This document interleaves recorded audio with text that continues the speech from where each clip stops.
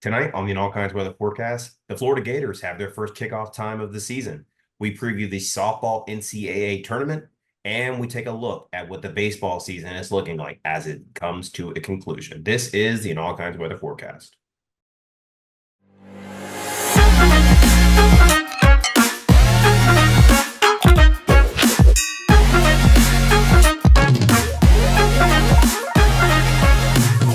And welcome in to another episode of the All Kinds of Weather Forecast. I am your host, Chris James, alongside my co-host, Neil Schulman, here in the heart of Gator Nation. Today is May 14th, 2024, and we are excited to bring you another episode tonight.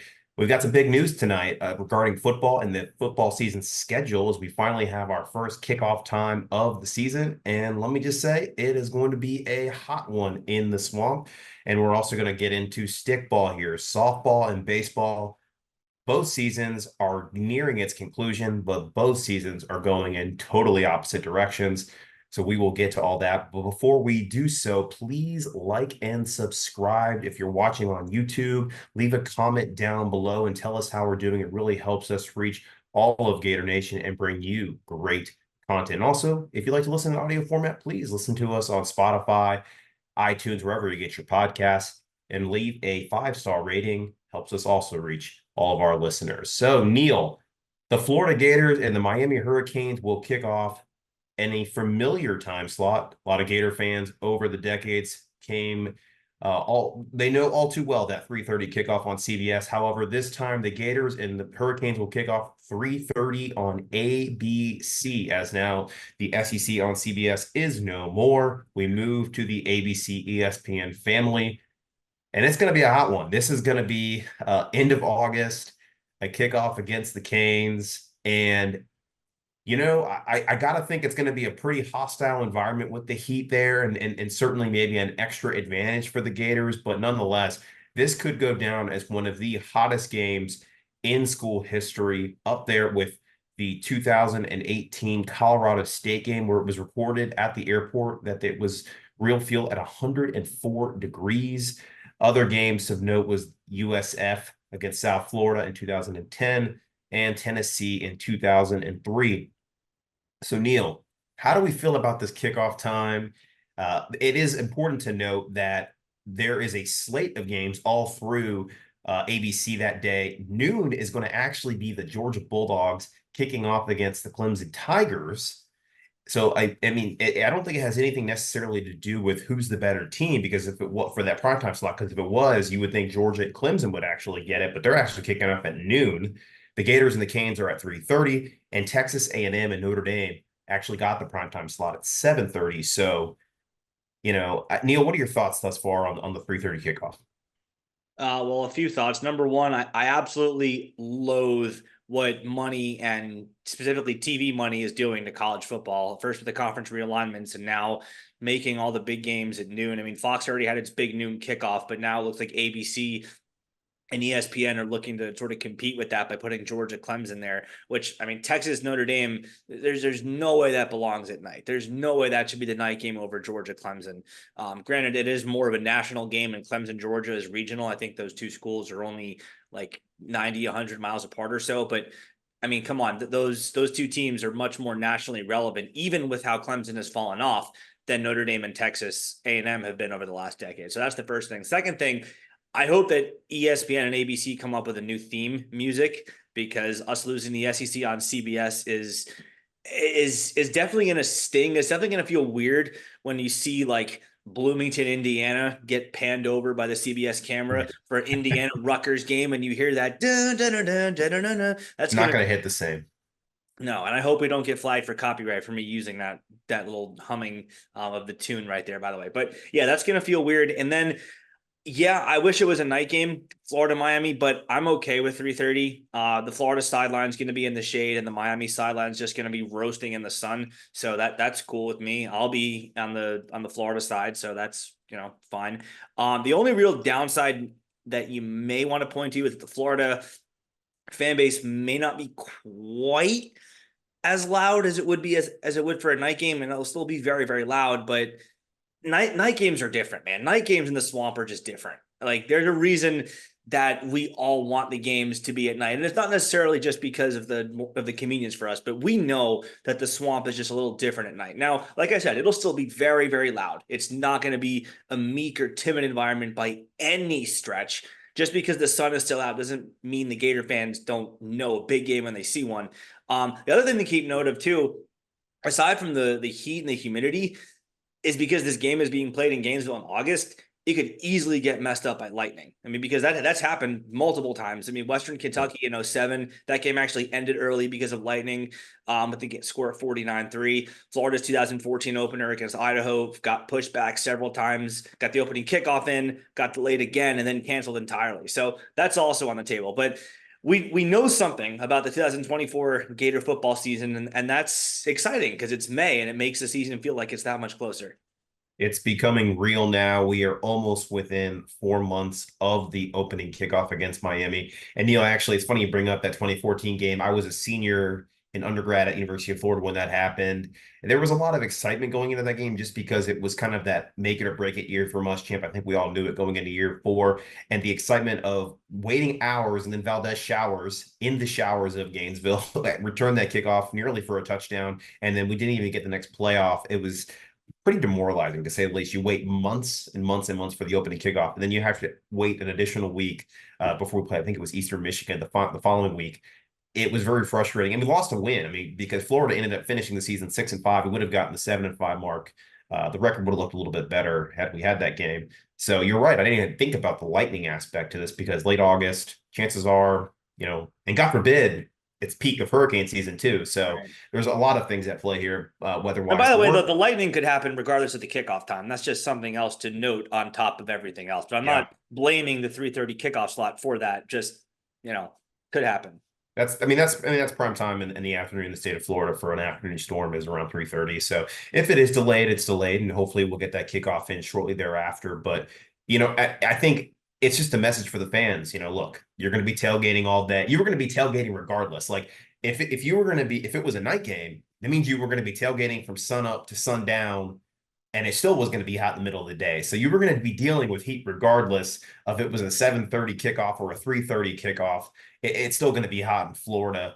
And, I think it just goes, hydrate responsibly, make sure you're drinking your electrolytes, your water during the game and making, if you are drinking alcoholic beverages, adding some water in between those drinks so you can be able to make it to kickoff because we definitely need you there loud and proud, for the orange and blue. But I think it's exciting though. I mean, I like the 3:30 kickoff from a fan perspective, and I mean, I live 2 hours. I know for you, Neil, it's different. You're out of state. For me, I live 2 hours away in Tampa, so I could go up and back the same day, no problem. And for a lot of fans in a similar situation where they're within that 2 hour, maybe 3 hour radius of Gainesville, they have a similar luxury where they don't necessarily have to spend the money on a hotel. They can come in the day of, they can leave the same day and get home at a reasonable hour versus the 7:30 kickoff where you either got to make the decision of driving back late at night or getting a hotel and spending the money. So, I kind of see both sides. But you know what, though? 3:30 kickoffs in the past have actually been really loud. I think back to that 2019 Auburn game, and that was a 3:30 kickoff on CBS. And second play or third play of the game, we hit that slant or that post pattern to Freddie Swain. And, say goodbye, Freddie. The crowd was nuts after that play. And honestly, the crowd throughout that entire game was bonkers. I mean, and then of course capped off by the P run 88 yards down the sideline to win that game for Florida.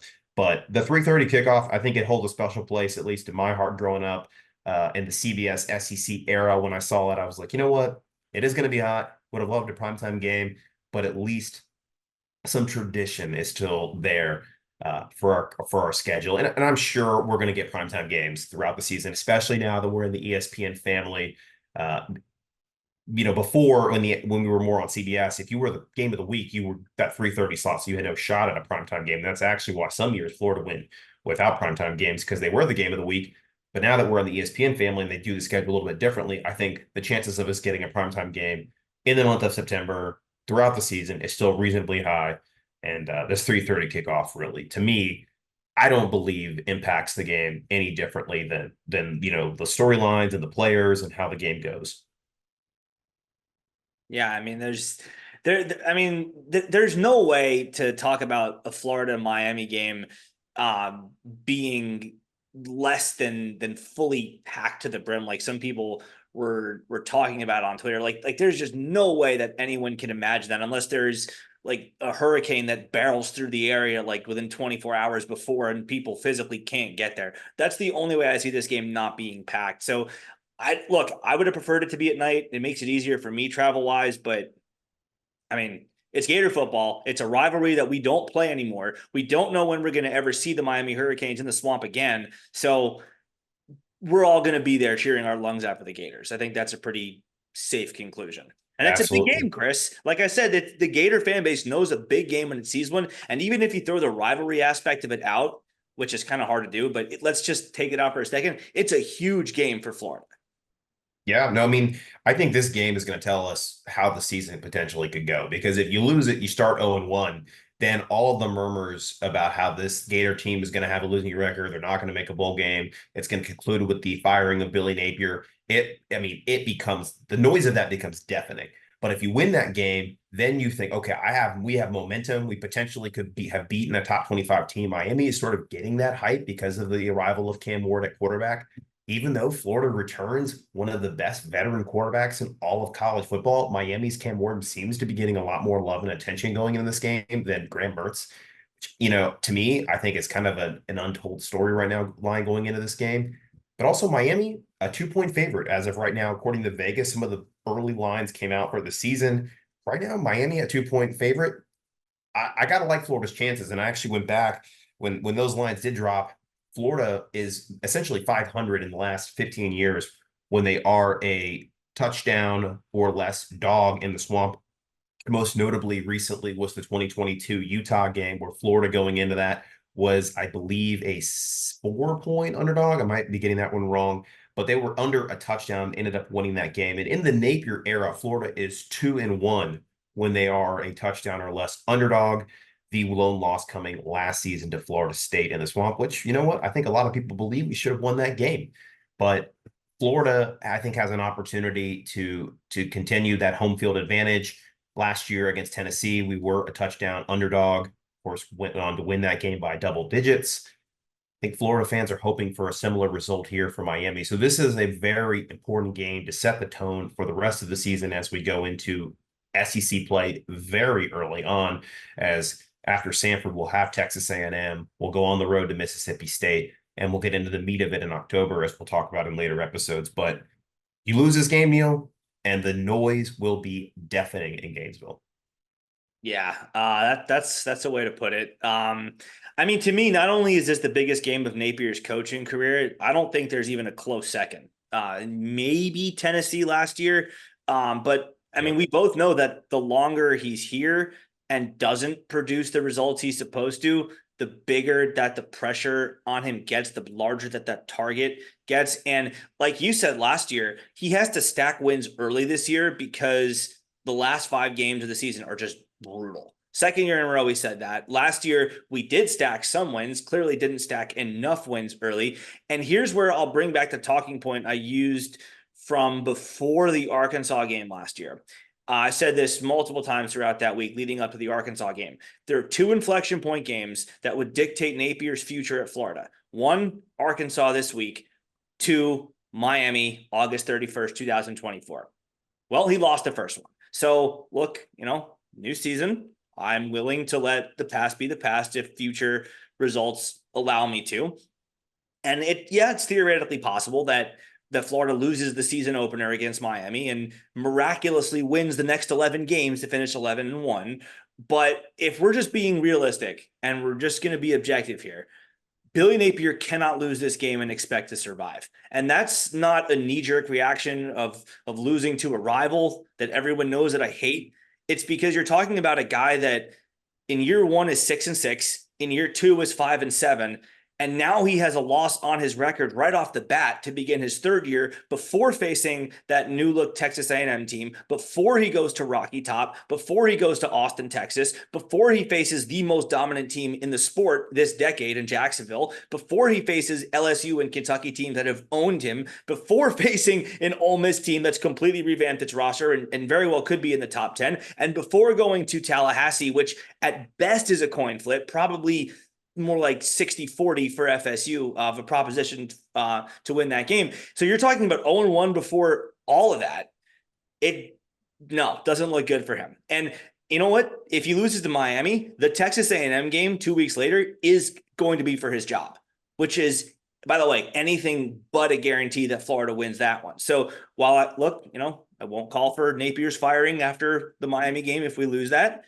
but you lose that Miami game and then you lose to Texas A&M, both in the swamp to start 1-2. That doesn't just put him in a hole. That buries him in a subterranean trench given the schedule that lies ahead. So I'm rooting for him, like I've said multiple times before, but lose to Miami and it just becomes very difficult to objectively imagine a scenario where he survives. Yeah, I agree. And you go through the schedule early on, there's opportunities to stack wins given the predicaments other teams find themselves in. Yes, look at Miami.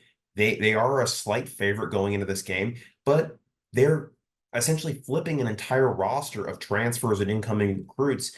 And Florida is playing this game at home in the muggy swamp. They'll have home field advantage. This is a game Florida should win. They should pull this out. They have a legitimate chance to win. There are a lot of games where you could say that. Texas A&M, new head coach, new quarterback, playing at home. Mississippi State, while it's on the road, new coach, new quarterback, new roster. A team that you definitely on an annual basis have been recruiting better than year in and year out. UCF, similar situation at home. You recruit better athletes than them on an annual basis. Even Tennessee, you're starting. I understand Nico Imaliava had a great bowl game, finished last year very hot, is a fun pick for the potential Heisman Trophy this year, given his potential, but he's still a freshman quarterback. Freshman quarterback against some veterans on the defensive end for Florida. Florida has gone to Neyland Stadium and has won nearly every time in the last 20 years. That right there is still an opportunity for the Gators to win that game. Kentucky, new quarterback. You go down the list of the schedule, there's opportunities for Florida. Even LSU, new quarterback. Florida State, new quarterback.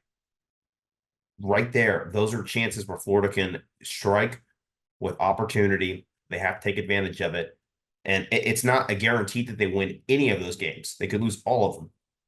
But Florida has a veteran presence at certain positions on the roster, including the quarterback position. And I go back to this a lot now and saying why Florida has a chance to surprise people this year and why some of the people that are a little bit more bullish on Florida, and that is the quarterbacking of Graham Mertz. Graham Mertz had a fantastic season last year, 20 touchdowns to 3 interceptions, nearly 3,000 yards of passing. He would have surpassed that mark if he had not gotten injured against Missouri. This is the most important position on the field. Second year in Napier's system. He has brought in some extra talent. He may be bringing in some more talent around Mertz this coming year. If that offensive line can come together and they can run the football effectively, it's going to give Graham Mertz an opportunity to step back, throw the ball even better than he did last year. And that should result in some wins against some of the rosters we talked about just now in the schedule. So Miami begins that, though, and they will kick off at 3:30. It's going to be a hot one. We're going to be talking about it a lot more over the next 4 months leading up to kickoff, Neil, but exciting nonetheless. And I do expect us to see some more kickoff times announced in the coming weeks, as traditionally the SEC tends to do. So be on the lookout for that. With that, though, want to bring you some extra football news as we have been talking about the recruitment of Elijah Badger from Arizona State, potential roster upgrades that Napier could be surrounding Graham Mertz with. He is currently, at the time of this recording, on campus. He will be on campus for the next 2 days, going through evaluations, visiting the staff, the school, and seeing if he is a fit at the University of Florida. A lot of Gator fans are excited about the proposition that he could be coming in here. You know, he comes in with over 10 touchdowns, over 1,500 yards of production the last 2 seasons at Arizona State. Even better the numbers than what Ricky Pearsall came in with when he transferred from Arizona State to Florida. An exciting prospect is nonetheless for the Gators, and could be that extra piece, that missing piece in the offense to replace the production lost by the first rounder, Ricky Pearsall. So we will see if he does indeed commit, if the staff does take him. We'll keep you updated on that as the news potentially does break. So be on the lookout from an all kinds of weather for that. But he is on campus right now. And as Neil alluded to, in case you missed it from a previous episode, go back and listen to his analysis of whether or not taking Cormani McClain is a good or a bad thing. I think it was a spot on analysis from Neil. Please go back and listen to that if you'd like to hear it. It's about a 30-minute listen or watch. I think it's worth your time. But Cormani McClain is also, for the second time in 1 week, visiting the Gators on another visit. If you were on Instagram earlier today, you could have seen his story with the view screen behind him, Gator chomping in the all-black uniform with the number 1 and the name commitment on the back. Could it be a sign of things to come? A lot of guys have been potentially alluding to a commitment coming. It's crazy how full circle this has come. This is the world of college football we live in now, but Cormani McClain is on campus along with Elijah Badger, potentially the last 2 pieces that the Gators add to the roster before the 2024 season. But once again, be on the lookout for that from allkindsweather.com. We will bring you more shows and content if that news does indeed break. And like I said, go back and listen to Neil's analysis of Cormani McClain and whether or not it is a good or potentially not a good take. But I think Neil nails it. So please go back and listen.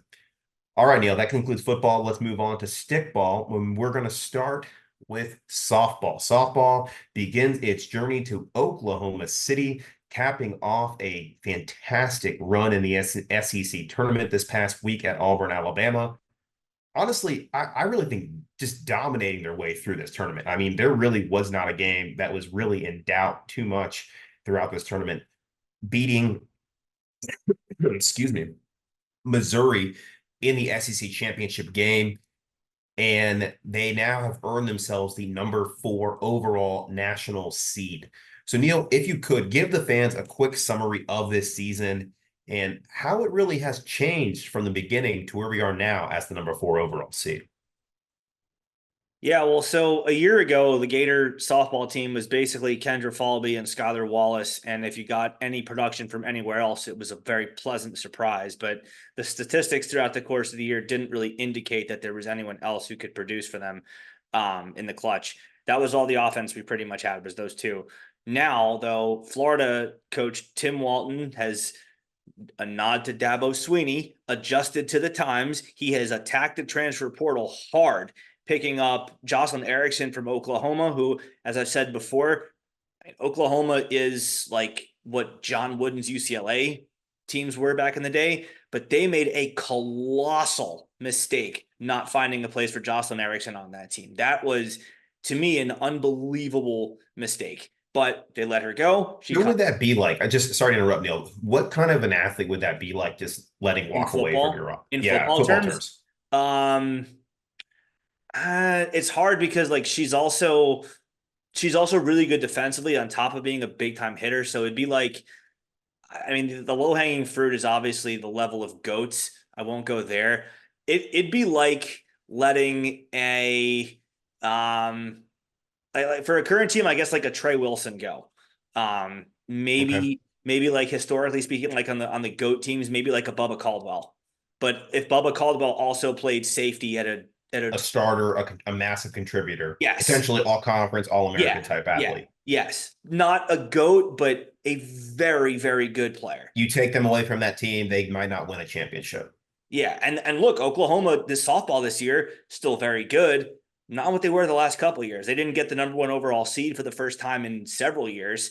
And they lost games this year, which like 2022 and 23, if Oklahoma softball lost a game, it was national news. This year they lost series. So clearly Jocelyn Erickson has made a very, very big impact on Florida, as well as simply not being on Oklahoma. Also, Gators getting Corby Otis from Louisville. She has one of the top, I think, 3 or 4 batting averages in the country.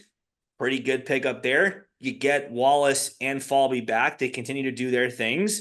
Well, now Florida has a lineup that can really do damage. You can't just say, okay, well, there's just 2 players at the top that are going to hurt us. Just get past them and we're fine. No, Florida has more production now throughout 1 to 9 in its lineup. Also, on the pitching side, Keegan Rothrock and Ava Brown, who's also a solid hitter. Some have called her Baby Hager because she is good at both hitting and pitching. But overall, the profile of this team is one of a team that was much improved from the year before, but until a couple weeks ago seemed to kind of top out at being a super regional team, maybe sneak into OKC and actually win a game there, but never really be a serious contender to win it all like they were 2 years ago, if you remember that. But then FSU happened. They come to Gainesville and they beat Florida up. Mercy rule, run rule, whatever you want to call it. And since then, Florida's been a different team. They've scored 6 runs in 9 of the last 10 games. They've won 9 of the last 10 games, one of which was a rematch win over FSU in Tallahassee, beat Georgia 3 out of 4 times. And there are still a couple of concerns on defense. Florida does kind of throw the ball away at inopportune times, but overall, you have to love the trajectory that this team has been on since that first FSU loss. They're one of the best 4 teams in the country. Like the selection committee got that right. They're hot. They're playing their best ball at this time of the year. And they're that kind of team you don't want to face in the tournament. And if you're in Oklahoma or Texas or someone else at the top there, you're kind of rooting for other teams to knock them out so you don't have to face them. And going into the tournament, we were the number 7 team overall in the country. And I remember asking you about this, kind of just not having as much knowledge about the softball season as you do. I said, okay, well, we've got to be a top 5 seed now because we just won our tournament. And you cautioned me by saying our RPI wasn't as strong as some of the other teams. And you actually look, Missouri, while they weren't as highly ranked, they didn't win the SEC tournament. They ended up with a top 10 seed in the national tournament, but that was because our RPI was very strong. But Florida ended up overcoming that. I think that the committee saw the body of work they put in over the last couple of weeks and then just sweeping through the SEC tournament like it was, it was a cakewalk. And now they do get the number 4 overall seed. They will be facing Florida Gulf Coast in the opening game. And then on the other side of the bracket in the Gainesville regional is South Alabama and Florida Atlantic, the 2 and 3 seeds respectively. Neil, give us a preview of this regional and the pathway to the super regional for the Gators, as if they do end up winning the regional, they potentially could face a familiar foe in Louisiana, who is the 13th national seed. Yeah, well, I mean, obviously there's the connection there. Billy Napier used to coach there, but we're not even talking about that. They have former Gator catcher Sam Rowe. They have former Gator pitcher Lexi Delbray. The Gators in Louisiana do recruit a lot of the same athletes, so there's just a lot of common blood there. But Florida, to win the regional, is just going to have to keep getting production from 1 through 9. Examples like Ariel Kowalewski at third base. She's 4 for 9 in her last 5 games. And the reason she only has 9 official at-bats is because she's walked 5 times on top of that, because she's a very, very, very good pair of eyes to understand when the ball is going to kind of tail off and when it's going to rise above her head. So she's a very good piece to have down at the bottom of the lineup. Mia Williams is another example. She has 5 homers all year long. 2 of them came in her last 2 games. Clearly, her eyes are seeing the softball the best that she's seen them all year long. So stuff like that, obviously going to be very helpful to keep going. I really point to Keegan Rothrock for Florida, the freshman pitcher. Since that FSU game, she's pitched 32 innings, allowed just 12 runs. And in doing so, she has dropped her ERA from 2.58 on the year, like 45 games before that. So on the year, in the last 10 games, she's dropped the ERA from 2.58 down to 2.48. So just keep pitching like that and get a little help from Ava Brown here and there. This team could legitimately go on a big run. So the regional for Florida. I mean, no NCAA tournament draw is easy. I want to make that very clear. Nothing is guaranteed. There's no such thing as a cakewalk in the NCAA tournament, or anything can happen. But I think Florida got a tremendously favorable draw here through the regional. I was worried that we would draw Charlotte as our 2 seed or Clemson as our 2 seed. We did not. The selection committee clearly emphasized the regional parity this time around, and that did Florida a huge favor, because I think South Alabama got a very generous 2 seed. Their RPI is not in the top 32, and they finished in 3rd place in the Sun Belt. So for a regional 2 seed, that kind of feels like a gift. That's the best team that's coming here for the regional. That feels like a gift. As a team, they hit just 250, which is 228th in the country. And again, that's in the Sun Belt. And if you're going to beat Florida, you have to hit the ball. You're not going to beat Florida in 1-0 or 2-1 games. Certainly not twice, because obviously double elimination, 1 game isn't going to kill you. So you certainly can't make a living off of that and knock the Gators out by winning 1-0, 2-1 type games. They do have a good pitching staff, but I think Florida's offense is just too hot for me to put a whole lot of stock into that. So I'm not too worried about that opponent. FAU is the 3 seed. Was one of the last teams in the field. They had a very nervous selection Sunday as they wondered if they'd get in or not. Their numbers for the year are okay. The 2.9 team ERA, hitting exactly 300 on the year. They really struggled against the good teams, and they didn't play that many of them. Arkansas blew them out twice. They had the 100th toughest schedule in the country. Well, they did beat Charlotte 2 out of 3, but Charlotte, I mean, they're a good program. They're not a powerhouse by any means. But solid program, and they finished tied with Charlotte for their American regular season title. Florida should beat them, though. Fun storyline. If you're not already aware, former Florida All-American Elizabeth Hightower, former pitcher for the Gators, actually on staff at FAU. She's a friend of the All Kinds of Weather brand. I don't want to bash her program too much, but the fact of the matter is FAU was one of the last at-large teams in the field. Florida is one of the hottest teams in the sport right now, especially on offense. Florida should win that matchup should it come to pass. The last team in there, Gulf Coast, not a terrible regional 4 seed. They got off to a really bad start. Started off 1-5 on the year with some really ugly losses.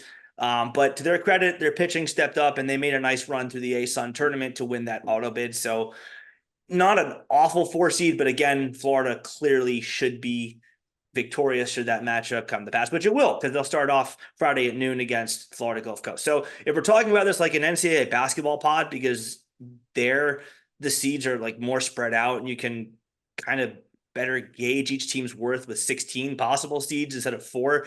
I say obviously Florida is the equivalent of a 1 seed in the regional. South Alabama strikes me as like a 10 or 11 seed. Florida Atlantic is probably also in that range, maybe like 11 or 12, one of those last 4 in that would have to go through that play-in thing in Dayton. And Florida Gulf Coast is probably a 13 or a 14 as one of the better small conference tournament winners, but still not a team that should be beating Florida. So all in all, anything can happen, nothing guaranteed, but Florida clearly is the best team in this 14 regional and should be the heavy favorite to advance.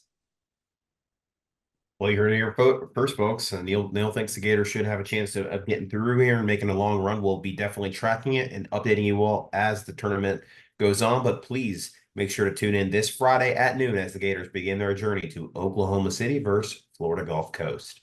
Now switching side to another stickball sport, baseball, which unfortunately does not have very similar fortunes to the softball team. Their season has gone in a completely different direction. Gator Baseball this past weekend dropped another series to SEC foe, number 4 team in the country, Kentucky Wildcats. Unfortunately, Neil, this is a big loss now. They essentially puts the Gators back against the wall where they must win a series, the Georgia Bulldogs, this coming weekend on the road in order to have a chance to make the tournament, and probably will have to do something in Hoover as well in the SEC tournament. And I think it really just does. We won't spend too much time on this, but what a waste of historic talent, Jack Caglione. He had, I think, a pretty nice message for Gator Nation as he played his final game at Conran Ballpark this past weekend. Pitched, I think, a very good game. Gave the Gators a chance to win that game. Kept them in at the best. Just went cold for the first part of that Sunday game, the rubber match versus Kentucky.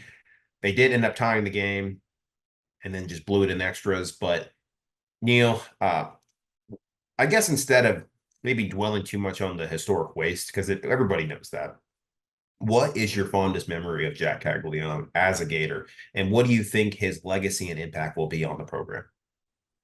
Well, to me, his legacy is he is the greatest player to come through the Gator baseball program. I mean, there's been no one to hit as many home runs as he has in as short of a period of time. Matt Laporta, the only guy to ever hit more than Jack Caglione in totality, and he had 4 years to do it. Caglione had like a quarter of the 2022 season and then all of 23 and all of 24. So he basically did it in 2.25 seasons versus Laporta's 4.